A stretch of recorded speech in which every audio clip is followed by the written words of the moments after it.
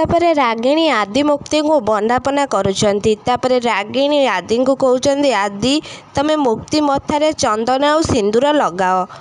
आउ माही तू भी आदि मथारे ए चंदन और सिंदूर लगा।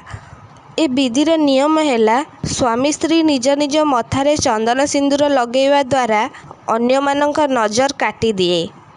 आउ जो रिचुअलटा तम दुई जनक संपर्क पाई निहाती जरूरी।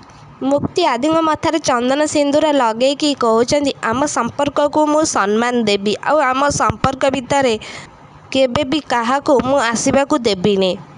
तापरे आदि भी मुक्ति मथारे सिंदूर और चंदन लगौछंती। तापरे आदि मुक्ति को कहउचंती आम संपर्क एमिति सबुदिन पाई रहिबो आउ आम संपर्क ए दुनिया पाईका गोटे उदाहरण हबो।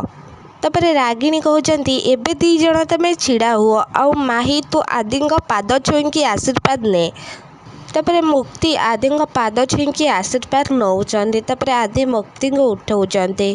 ए सबु देखिकी रागिणी और जेजेमा पीसा और जेज एमाने बहुत खुशी होउचंती। किंतु नताशा धनश्री शालिनी बहुत जो रागी जाउछंती। हाँ दर्शक बंधु मो सिंदूरर अधिकार सीरियल आपण मैंने एमिति किसी देखिया को पाइबे। आपण मानकु कौन लागुची नताशा कौन ए कथा को ग्रहण करिनेबे। आदि होउछंती मुक्तिंको स्वामी और मुक्ति होउछंती आदिको स्त्री ना सीरियल आसबा आगु एक नुआ ट्विस्ट आमको कमेंट बॉक्स माध्यम निश्चित भाव में जनातु।